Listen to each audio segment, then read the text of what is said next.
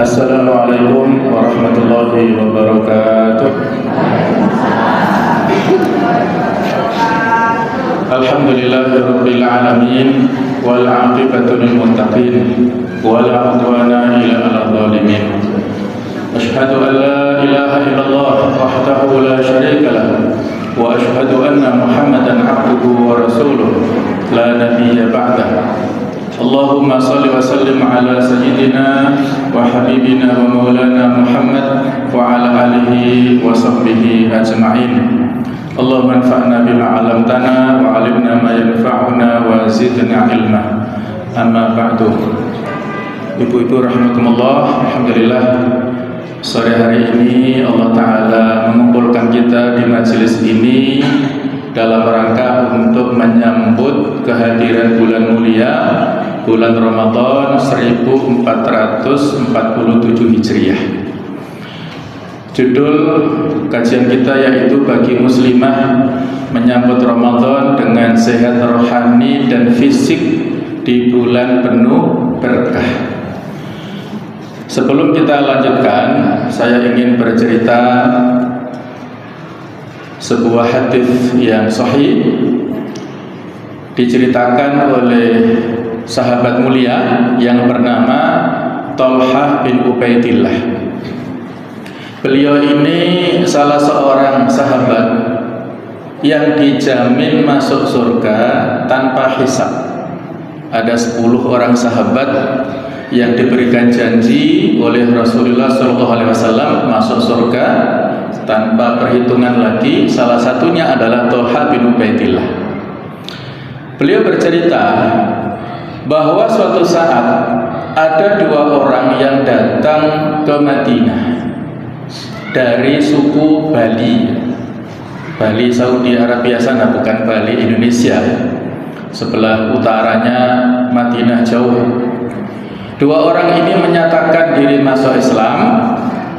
Dan setelah masuk Islam, dua-duanya melaksanakan ibadah amal-amal Islami dengan bagus. Tetapi sayangnya memang tidak diceritakan siapa 2 orang ini namanya. Kalau kita boleh menyebut si A dan si B. Si A ini lebih semangat dalam berislam, si B itu biasa.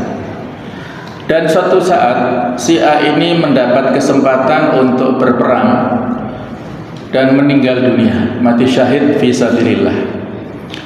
Adapun si B ini masih diberikan usia 1 tahun lebih lama, baru meninggal tahun berikutnya, dan itu pun bukan di medan perang, matinya biasa saja di atas tempat tidur.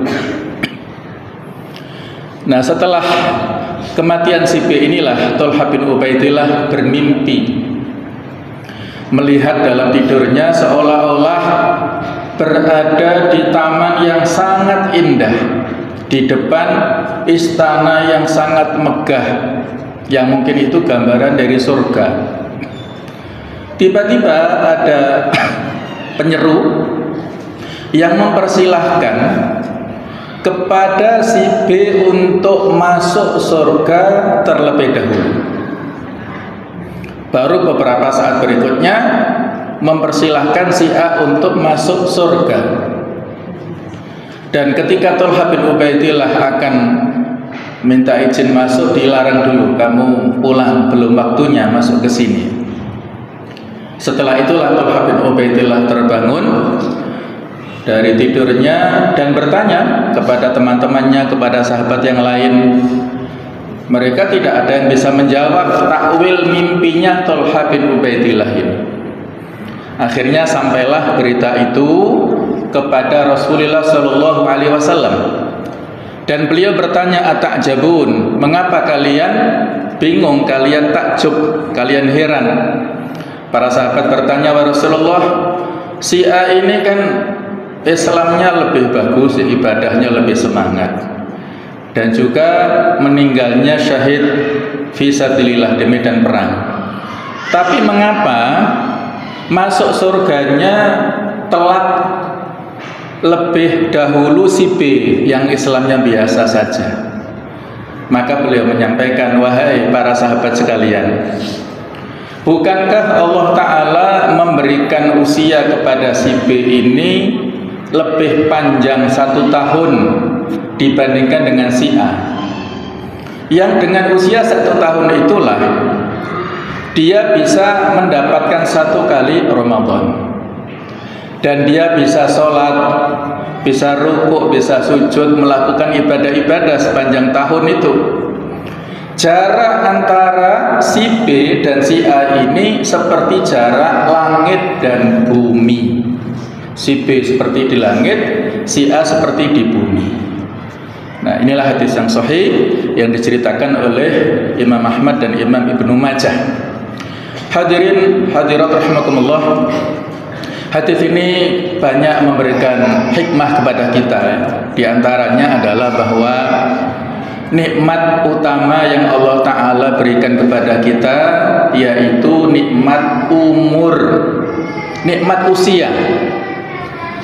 Banyak di antara saudara kita, keluarga, famili, sahabat yang sudah meninggal terlebih dahulu. Apalagi dulu pada masa pandemi ya, banyak sekali yang sudah wafat meninggalkan kita. Dan kita diberikan kesempatan sekarang masih hidup, insya Allah. Kita tidak bisa menjamin apakah beberapa hari lagi masih ada umur, tidak bisa menjamin. Tetapi kita berhusnudzon, berbaik sangka, insya Allah Allah mempertemukan kita dengan bulan Ramadan, yang disitulah akan kita dapatkan banyak sekali keberkahannya. Dan kalau kita kembali ke kisah ini, si B ini dalam waktu 1 tahun bisa melaksanakan ibadah bermacam-macam. Kalau misalnya, ini sekedar ilustrasi ya, gambaran. Sehari semalam dia sholat 5 waktu. Kemudian sholatnya ini dengan berjamaah, seperti 27 kali lipat. Jadi 5 kali 27, 1 tahun Hijriah itu 360 hari. 5 kali 27 kali 360 hari. Kalau dia sholat di Masjid Nabawi di Madinah, maka dikalikan 1000. Panjenengan bisa ngitung ya, kurang lebih dia mendapatkan 48,6 juta pahala. Kalau dia sholat di Masjidil Haram, yang 1 kali sholat di sana sama dengan 100.000 kali, maka dia mendapatkan kurang lebih 4,86 miliar jumlahnya. Itu baru sholat saja ya, belum infaknya, belum zikirnya, belum yang lain-lain. Itulah jemaah sekalian, usia ini nikmat penting bagi kita, sehingga Nabi mengatakan khairun nas man tala umruhu wa hasuna amaluhu. Sebaik-baik manusia adalah yang panjang usianya dan bagus amalnya. Wa syarrun nas, seburuk-buruk manusia adalah man tala umruhu wa sa'a amaluhu. Orang yang panjang umurnya tetapi buruk perbuatannya, itu manusia yang terburuk. Insya Allah kita berharap mudah-mudahan menjadi manusia terbaik. Allah Ta'ala memberikan umur yang panjang kepada kita dan memberikan keberkahan dalam umur kita untuk berbuat kebaikan. Panjenengan kira-kira yang tertua berapa Bu ya? Mungkin ada yang di atas 80, mungkin ya, mungkin nanti dikasih apresiasi. Yang paling tua berarti luar biasa ya. Ketika kita melihat orang yang paling tua, berarti husnudzon kita amalnya yang baik lebih banyak. Tapi juga kita nggak boleh meremehkan yang lebih muda. Cara pandang kita kepada orang yang lebih muda berarti dosanya lebih sedikit. Nah, sehingga harus melihat sisi positifnya. Berikutnya, Ibu sekalian, ada fatwa atau pernyataan dari Ibnu Qudamah Al-Maqdisi, beliau berkata, salah satu a'mal la tadkhulul mawazin yaumal qiyamah li'azamiha. Ada 3 amalan yang tidak mampu ditimbang pada hari kiamat karena keagungannya.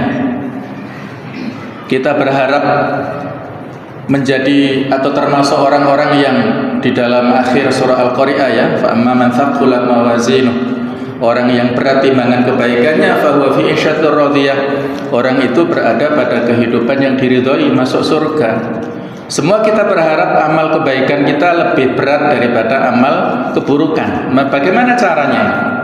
Ada 3 amal yang bisa kita lakukan. Yang pertama, al-afwu, memberi maaf terutama kepada orang yang mendoliminya.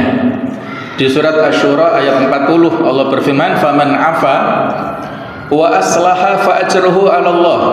Barang siapa yang memaafkan dan berbuat baik, maka pahalanya ditanggung oleh Allah. Pahalanya di-cover oleh Allah Ta'ala. Yang kedua adalah as-sabr, bersabar. Di surat Az-Zumar ayat 10, innama yuwaffas sabiruna ajrahum bighairi hisab. Sesungguhnya dipenuhilah pahala orang yang bersabar dengan tanpa batasan. Jadi unlimited, tidak ada batasan untuk pahala sabar ini. Yang ketiga adalah as-siyam, puasa ya, yang insyaallah di bulan Ramadan kita setiap hari akan puasa ini. Ada hadis qudsi yang panjang, potongannya adalah kullu amal ibni adam lahu illa shaum. Semua amal manusia itu miliknya kecuali puasa. Fa innahu li wa ana ajzi bihi. Puasa itu milikku dan akulah yang memberikan pahala kepadanya. Apa makna dari hadis ini jemaah sekalian? Ada banyak penafsiran yang disampaikan oleh para ulama. Di antaranya yang saya tertarik adalah penafsiran dari seorang ulama yang bernama Sufyan ibnu Uyainah, oleh seorang tabi'in, mengatakan begini penafsiran daripada hadis ini, bahwa nanti di akhirat masing-masing orang itu membawa dosanya sendiri-sendiri.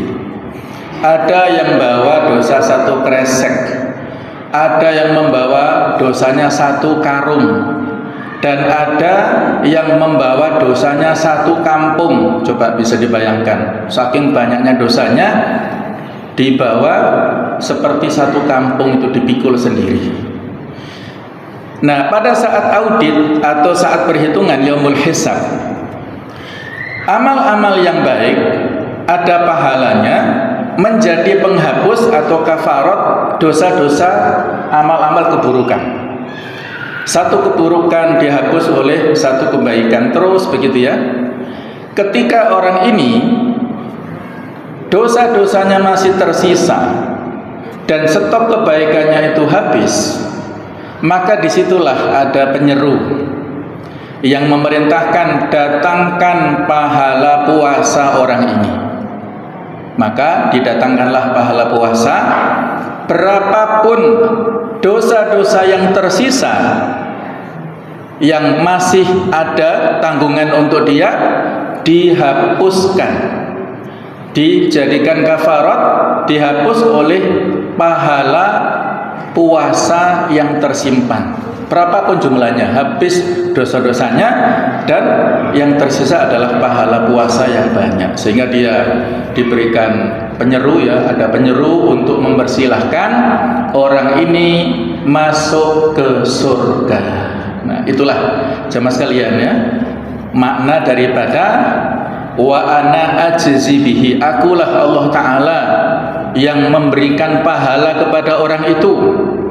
Ketika saat itu semua kita membutuhkan investasi kebaikan, maka Allah mendatangkan pahala puasa. Oleh karena itu ya, di sini penting ya bagi kita, bukan hanya puasa Ramadan ya, puasa ini ada puasa-puasa sunnah di luar Ramadan yang banyak sekali ya. Berikutnya para ulama memberikan gambaran atau ilustrasi keterkaitan antara bulan Rajab, kemudian bulan Sya'ban dan bulan Ramadan. Apa itu? Rajab ini seperti permisalan bulan menanam. Orang yang menanam benih atau menanam biji-bijian itu dilakukan pada bulan Rajab. Sedangkan bulan Sya'ban itu adalah bulan menyirahi ataupun menyemai, ngasih pupuk. Sementara Ramadan itu adalah bulan memanennya. Kalau kita ingin memanen kebaikan, maka harus ditabung mulai Rajabnya, Sya'bannya, dan nanti panennya Ramadan. Seorang ingin memanen pahala yang banyak, misalnya ya, contoh baca Al-Quran. Dia ingin panen pahala baca Quran di bulan Ramadan, tetapi tidak melakukan pemanasan dulu di bulan Rajabnya, bulan Sya'ban santai-santai, ya susah nanti untuk memanen pahala tilawah Quran di bulan Ramadan. Dia susah untuk melakukan tilawah Quran secara rutin ya, kalau tidak dibiasakan sejak Rajab dan Sya'ban ini. Sayangnya Rajab sudah habis, kita pun juga berada di akhir-akhir Sya'ban ya, nggak ada masalah, tidak ada kata terlambat untuk persiapan. Berikutnya ada ayat Al-Quran di surah At-Taubah ayat 46 ya. Ini sebenarnya cerita tentang orang-orang munafik yang dulu bermalas-malasan pada saat disuruh untuk pergi ke perang Tabuk. Tabuk ini lokasinya jauh dari Madinah, sekitar 300 km ke arah utara, sudah mendekati area Romawi sana. Cuaca sangat panas, kaum muslimin jumlahnya sedikit, dan kondisinya paceklik, susah. Orang-orang munafik bermalas-malasan, tidak mau berangkat. Mereka pura-pura mendirikan kemah di luar Madinah, padahal mereka nggak ikut perang. Allah menyindir di dalam ayat ini, walau aratul khuruja la'adu lahu uddah. Jika mereka betul-betul mau berangkat, tentulah mereka menyiapkan persiapan untuk keberangkatan. Walakin karihallahum bi'athahum, tetapi Allah tidak menyukai keberangkatan mereka. Fathabbatahum, maka Allah melemahkan keinginan mereka. Wakilat uduma al-qaidin, dan tinggallah kamu, dikatakan tinggallah kamu bersama orang-orang yang tinggal itu. Apa maknanya jemaah sekalian ya ibu-ibu rahimakumullah? Ayat ini bisa kita kiaskan kepada persiapan bulan Ramadan dan ibadah-ibadah yang lain. Bahwa kalau orang itu tidak punya semangat untuk melakukan kebaikan, maka Allah akan membuat dia semakin malas. Tetapi kebalikannya, kalau orang ini punya semangat untuk melakukan kebaikan, maka Allah akan menumbuhkan, memupuk semangat itu, dan dia ringan untuk mengerjakan kebaikan. Nah, ini cerita orang munafik ini. Karena mereka bermalas-malasan ikut perang, Allah nggak suka. Memang dikondisikan seperti itu. Jadi kembalinya kepada kita ya. Di surah Al-Ankabut ayat terakhir Allah berfirman, walladzina jahadu fina lanahdiyannahum subulana.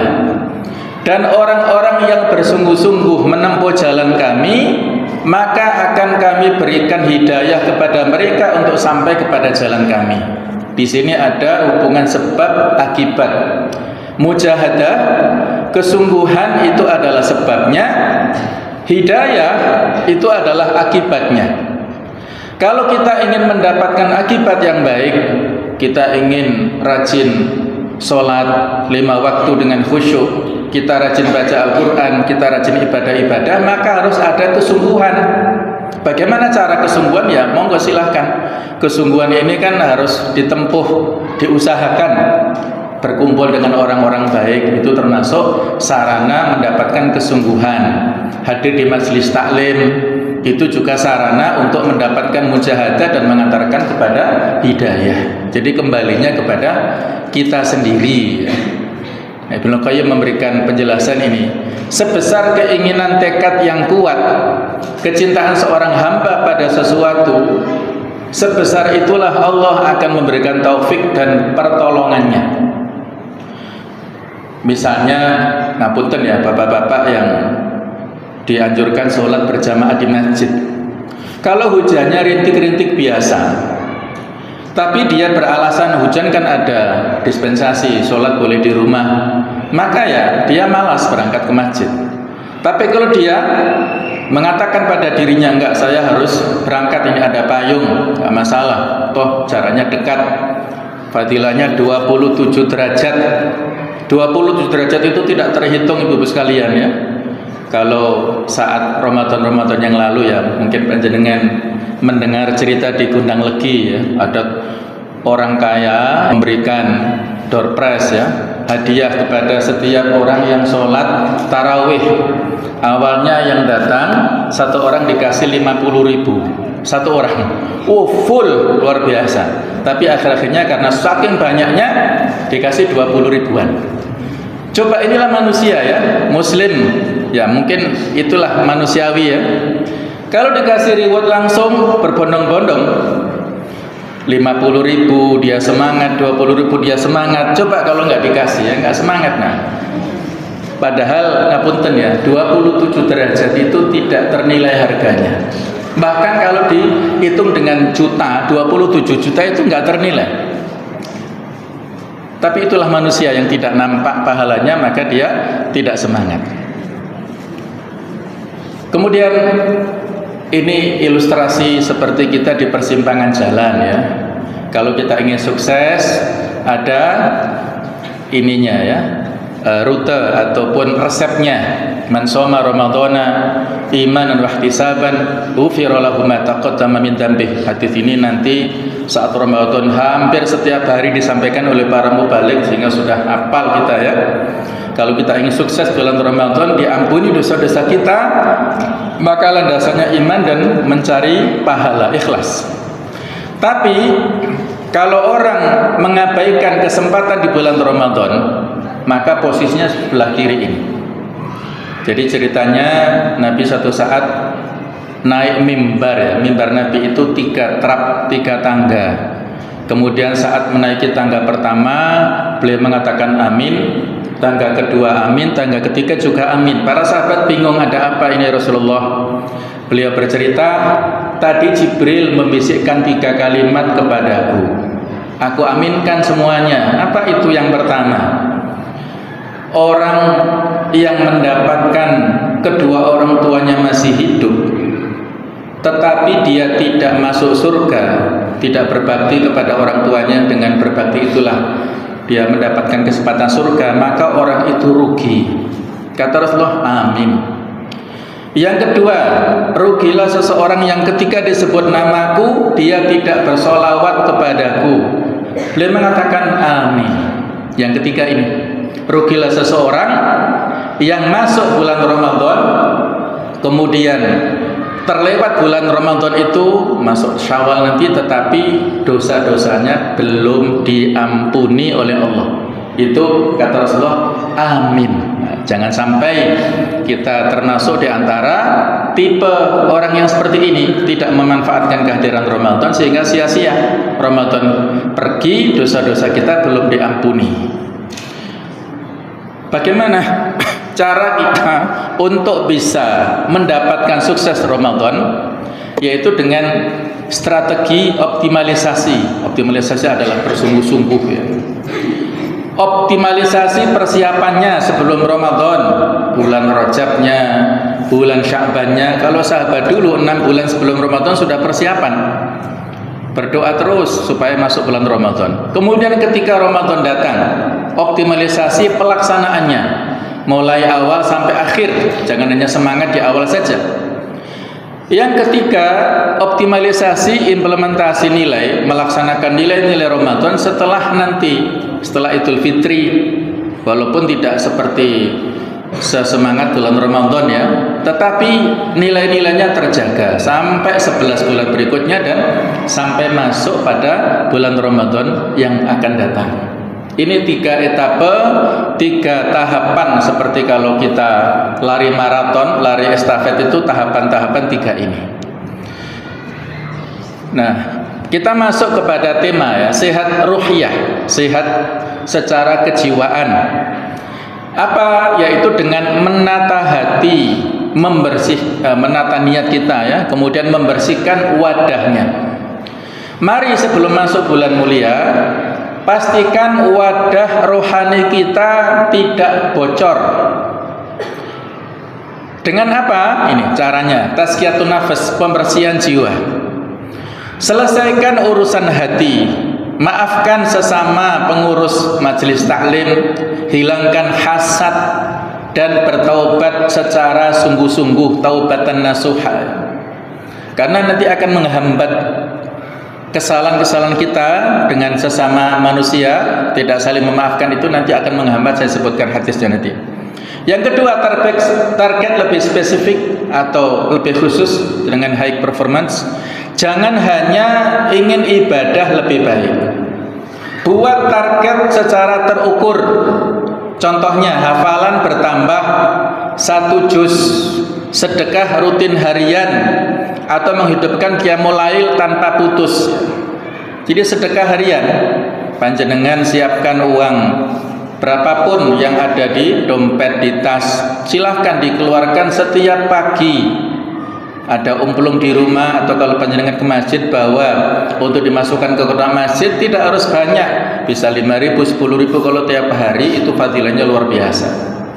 Bisa juga di rumah, kalau saya dan istri itu di rumah ada umplung yang kami tulisi infak untuk Masjidil Aqsa. Jadi kita kumpulkan uang itu, kemudian 2 pekan, 1 bulan digabung dengan teman-teman majelis taklim yang lain, kemudian ditransfer ke lembaga-lembaga charity untuk diinfakkan ke saudara kita di Gaza, Palestina. Itu Masya Allah ya, kita rasakan keberkahannya banyak. Qiyamul lail, kalau panjenengan sudah sholat tarawih bersama imam di masjid, monggo. Sholat tarawih ini tidak ada batasan harus 11 ya, tarawih plus witir harus 23, tidak ada batasan. Sebanyak apapun silahkan. Nanti ketika bangun sebelum persiapan sahur, sholat qiyamul lail boleh, tetapi tidak ditambah witir kalau sudah witir bersama imam di masjid. Tidak ada batasan. Kemudian juga ilmu sebelum amal. Bekali diri dengan fikih puasa agar tidak terjebak pada ritual tanpa makna. Al ilmu qabla al amal ya. Ya, walaupun ini sudah sering kali ya disampaikan oleh para mubalik, para ustadz kita, terus ya diingatkan apa sih arti daripada as-saum? Apa bedanya as-saum dengan as-siyam? Secara bahasa, secara istilah itu apa? Kemudian rukun puasa itu apa? Ramadan itu makna secara bahasa apa? Begitu banyak ya terkait dengan fikih puasa Ramadan. Ya, mungkin bukan pembahasan kita di sini. Kita hanya memberi motivasi ya. Mari kita lihat wadah rohani tadi kita ya. Hati kita ini mari bersama-sama kita lihat apakah berpenyakit ataukah sehat-sehat saja. Kalau sehat alhamdulillah. Tapi kalau ada tanda-tanda yang seperti ini harus diobati ya. Kalau orang penyakit fisik saja sudah khawatir ya, datang ke dokter, minum obat, minum vitamin. Nah, orang yang punya penyakit hati harus diobati, nggak bisa dibiarkan. Apa tanda orang yang hatinya sakit itu? 1, malas mengerjakan berbagai macam ketaatan, tidak bersemangat untuk melakukan kebaikan, merasa sudah cukup, sudah banyak ya yang sudah dilakukan, sehingga dia bermalas-malasan, tidak antusias. Yang kedua, merasa segan dan berat hati berbuat kebaikan. Ini dengan sesama manusia ya. Kalau ketaatan adalah ibadah hablum minallah, kalau kebaikan kepada sesama manusia. Yang ketiga, sangat cinta kehidupan dunia tanpa mengingat akhirat. Orientasi ya, niatnya itu dunia. Nanti ada majelis ilmu, majelis taklim misalnya ya. Panjenengan datang ke sini, niatnya apa? Masing-masing kita beda ya. Kalau niatnya lillahi ta'ala, mencari ilmu, mendapat ridha Allah, dinaungi rahmat oleh malaikat dan sebagainya, pahalanya banyak. Tapi kalau niatnya untuk dunia, ya nggak dapat apa-apa. Jadi orientasinya adalah akhirat untuk lillahi ta'ala. Yang keempat, lupa akan kematian. Usia kita ya tidak bisa dipastikan sampai kapan kita diberikan jatah usia di dunia.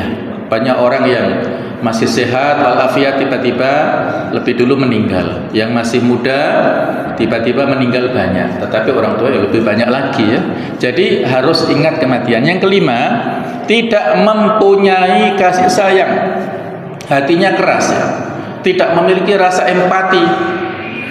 Ada penggalangan dana misalnya untuk saudara-saudara kita di Aceh, Sumatera Utara, Sumatera Barat dulu, tidak tersentuh. Itu kan sudah misalnya dia beralasan itu tugas pemerintah untuk memperbaiki kondisi mereka, apa urusannya dengan saya, misalnya itu kan alasan-alasan saja ya. Allah tidak melihat sejauh mana sisi kemampuan kita, tapi kemauan kita dalam berinfak itu yang membedakan ya. Yang keenam, tidak menjunjung tinggi prinsip tauhid. Jadi tidak hati-hati ya dalam kehidupan sehingga kadang-kadang berbuat syirik tanpa dia sadari. Nah, inilah kata para ulama, racunnya hati yang harus kita waspadai untuk membersihkan hati kita. Apa itu? Setiap kemaksiatan adalah racun yang merupakan penyakit dan perusak kesucian hati. Dan racun-racun hati yang paling banyak ditemukan dan reaksinya cukup keras bagi kelangsungan hidup hati ada 4 macam. Yang pertama, kasratul kalam, berlebihan dalam berbicara. Dia punya potensi syahwatul kalamnya luar biasa ya. Tidak bisa menahan lidahnya. Ini bahaya. Yang kedua, fudulun nazar, berlebihan dalam memandang sesuatu yang haram untuk dipandang. Yang ketiga, fudulut ta'am, berlebihan dalam hal makanan. Hati-hati, walaupun nanti kita Ramadan, jangan sampai balas dendam ya pada saat buka puasa. Ini berlebihan. Yang keempat, berlebihan dalam bergaul, fudulul mukhalatah. Orang yang bergaul dengan para ngapunten ya, misalnya para penjambret, ya dia ikut-ikutan. Orang yang bergaul dengan para koruptor juga ikut-ikutan. Orang yang bergaul dengan orang soleh, insya Allah dia terwarnai oleh kesolehannya. Nah, ini yang saya katakan tadi, ada hadis yang perlu untuk kita waspadai ya, tentang amal-amal sosial kita itu menentukan diterimanya amal-amal hablum minallah, amal-amal ritual. Ada 3 golongan yang sholatnya tidak terangkat ke langit, artinya nggak diterima. Salah satu la tartafi'u sholatuhum fawqa ru'usihim shibron. Ada 3 golongan yang sholatnya tidak terangkat walau hanya sejengkal di atas kepalanya, artinya tidak diterima Allah Ta'ala. Bahaya sekali, kita sudah sholat setiap waktu, setiap saat, tapi nggak diterima. Apa 3 golongan ini? Siapa saja mereka? Yang pertama, rajulun amma qauman wa hum lahu karihun. Orang yang mengimami sebuah kaum tetapi kaum itu membencinya. Ini baik dalam konteks sholat. Ngapunten ya, ada imam di masjid yang dia barangkali karena punya jasa membangun masjid itu tetapi tidak punya kompetensi dalam hal tajwidnya misalnya. Jadi membacanya tidak fasih, tidak sesuai dengan hukum-hukum tajwid, tetapi dia ingin menjadi imam terus, sehingga makmumnya nggak suka. Bahkan yang salah Al-Fatihah lagi, ini bahaya, resiko terhadap kebaikan atau diterimanya sholat tersebut.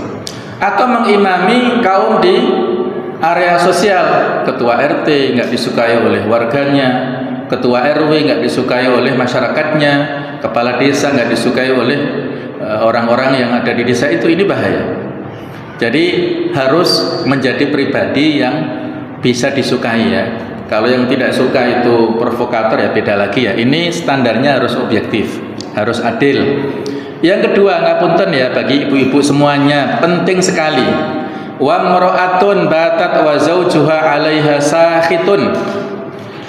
Seorang istri wanita yang tidur pada waktu malam sementara suaminya sedang marah kepadanya.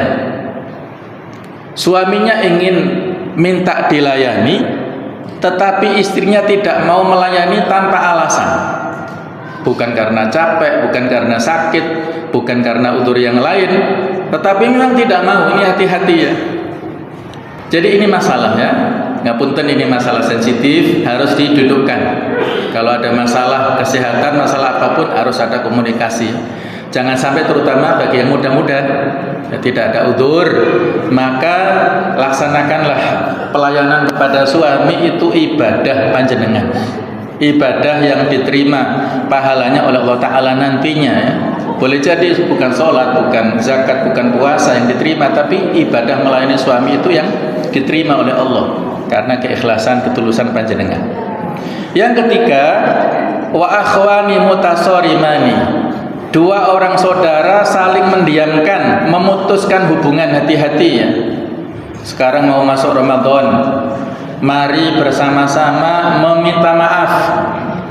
Kadang-kadang walaupun saudara sekandung dulu pernah satu rahim di ibunya, ketika ada masalah saling mendiamkan. Kalau sudah lebih 3 hari dengan sengaja, ini bahaya, harus didamaikan. Nah itulah jemaah sekalian ya, ini yang saya sampaikan tadi.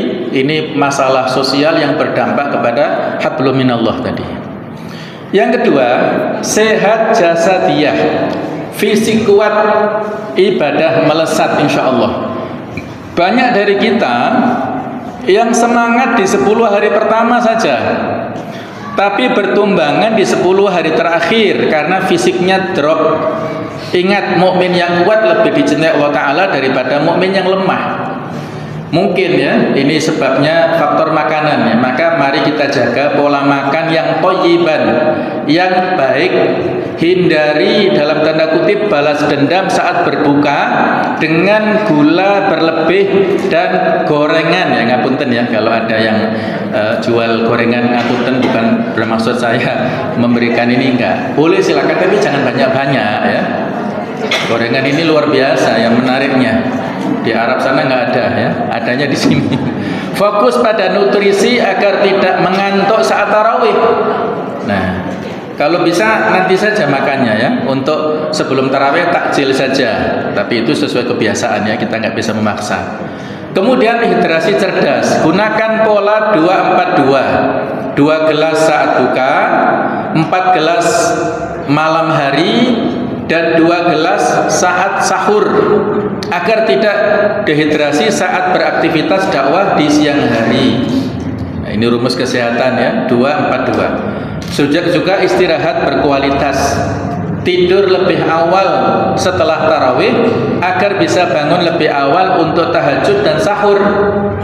Ya tentunya setelah ngaji ya, setelah tarawih monggo panjenengan ngaji Al-Quran, baik itu di masjid tadarusan atau di rumah, silakan.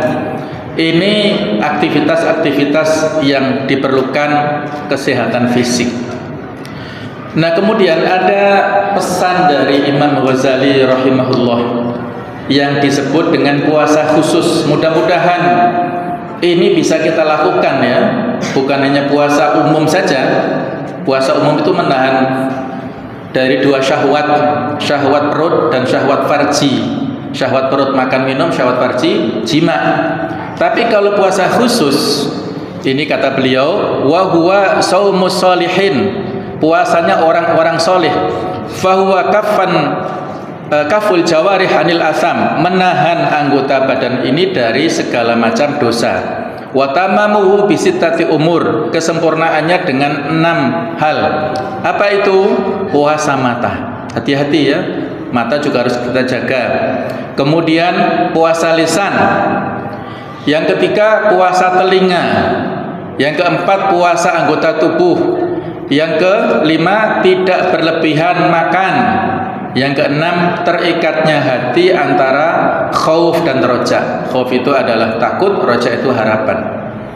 Pada saat kita berbuka puasa, kita khawatir jangan-jangan puasaku nggak diterima, tapi juga dibarengi dengan roja, harapan insya Allah diterima ya. Jadi ada keseimbangan.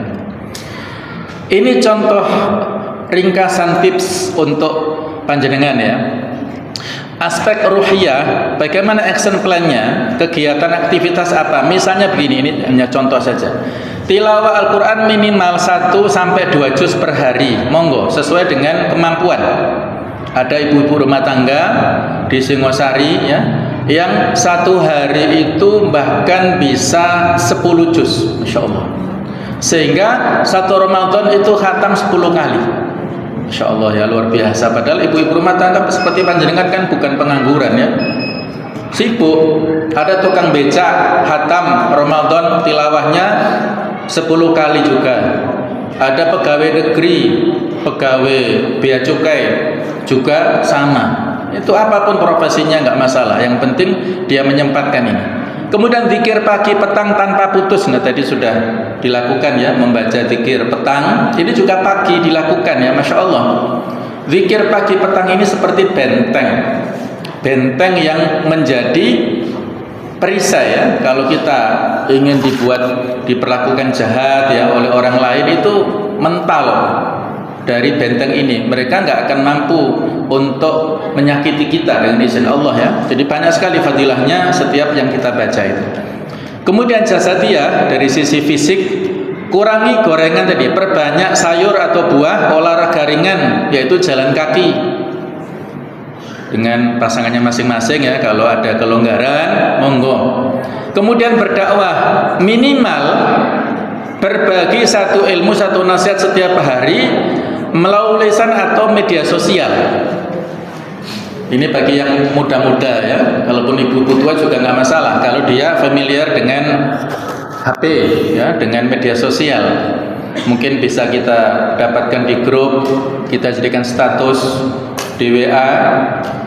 Kalau orang membaca status di WA dan mendapat hidayah, mengerjakan apa yang kita posting, maka kita mendapat aliran pahala dari kesadaran orang ini. Nggak tahu hidayah dari mana caranya ya, yang penting kita usaha. Sedangkan dari sisi sosial, menyiapkan paket iftar buka bersama untuk tetangga atau kaum du'afa apabila kita punya kemampuan. Silahkan, karena orang yang memberikan buka puasa itu mendapat fadilah seperti orang yang puasa. Jadi Ramadan bukan tentang siapa yang paling sibuk, tapi tentang siapa yang paling ikhlas dan berkualitas dalam setiap detiknya. Ini keberkahan Ramadan ya, bukan hanya harinya, bukan hanya jamnya, tapi menitnya, detiknya, itu semuanya barokah di awal Ramadan sampai akhir.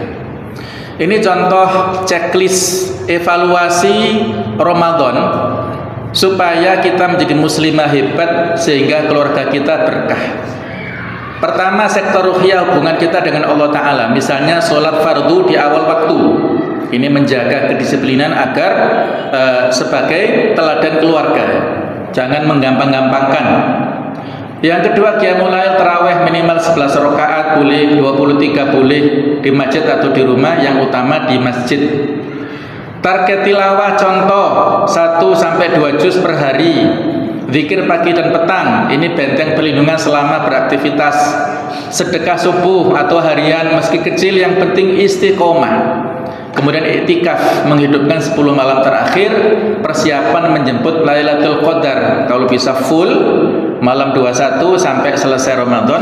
Kalau tidak bisa full, ya paling tidak malam-malamnya. Kalau tidak bisa full 1 malam selama 10 malam itu, maka ya barangkali jam 2 misalnya kita berangkat dari rumah sampai kita ke masjid, kemudian menunggu sampai waktu syuruk baru pulang. Insya Allah itu sudah bisa dicatat sebagai iktikaf. Iktikaf ini tidak ada batasannya, hanya 2 rukun saja iktikaf. Yang pertama niat, yang kedua berdiam diri di masjid. Sehingga panjenengan pengajian di sini tadi, ketika masuk nawaitul iktikaf lillahi ta'ala, maka sudah masuk pahala iktikaf. Tidak ada batasan minimalnya. Tidak harus 1 kali 24 jam, tidak harus full 1 hari, tidak harus berjam-jam, beberapa menit saja, jam saja boleh. Ya, kita niatkan iktikaf. Yang berikutnya, checklist evaluasi Ramadan dari sisi sektor jasadiyah, manajemen fisik. Sahurnya bergizi, karbohidrat kompleks, nasi merah atau gandum, dan protein, bukan sekedar mie instan.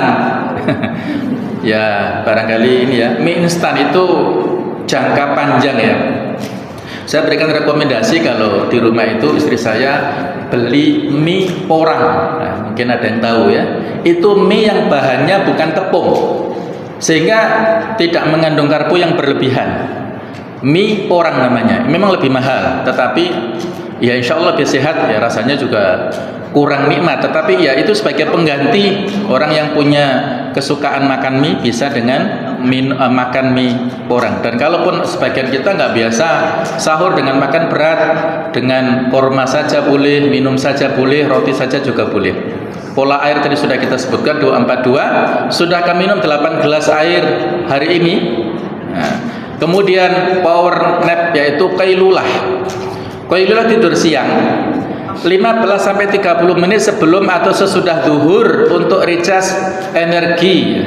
Nabi biasa melakukan qailulah. Kalau kita zuhurnya sekarang jam 11.45 misalnya, maka 11.15 tidur setengah jam. Atau nanti setelah sholat zuhur ya, itu juga bisa. Kemudian zero junk food, menghindari gorengan berlebih saat berbuka agar tidak letoy saat taraweh, tidak lemes ya pada saat taraweh.